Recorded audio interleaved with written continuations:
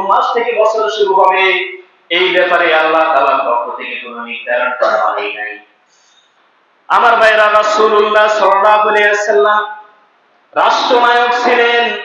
রাসূলুল্লাহ সাল্লাল্লাহু আলাইহি ওয়াসাল্লামের পরে রাষ্ট্রনায়ক হয়েছেন আবু বকর সিদ্দিক রাদিয়াল্লাহু তাআলা আনহু।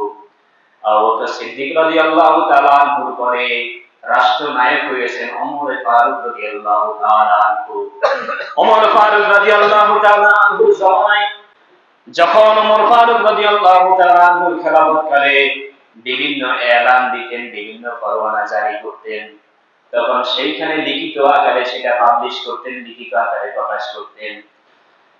একদিন একজন সাহাবা ওমর রাদিয়াল্লাহু তাআলা আনহু একটা লিখিত দরখাস্ত বা লিখিত ঘোষণা তার কাছে এনে বললেন, হে আমিরুল মুমিনিন ওমর ফারুক রাদিয়াল্লাহু তাআলা আনহু, আপনি যেই পরোয়ানাগুলো জারি করেন তারিখ না থাকার কারণে সেই এলানগুলা, সেই পরোয়ানাগুলা এলোমেলো হয়ে যায়। এটা কি আগের এলান নাকি পরের এলান, কোনটা পরের কোনটা আগের, এই জিনিসগুলা এলোমেলো হয়ে যায়।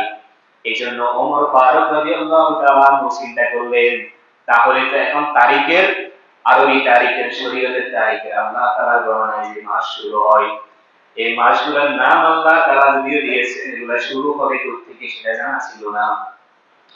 তখন তিনি কোন কোন সাহাবায়ে কেরাম বলেছেন ৬০ জনের একটা কমিটি, কোন কোন সাহাবায়ে কেরাম বলেছেন ১০ জনের একটা কমিটি গঠন করে বসলেন। এখন আসো আমরা একটা তারিখ নির্ধারণ করা দরকার, বছরের শুরু কখন থেকে হবে এটা ঠিক করা দরকার।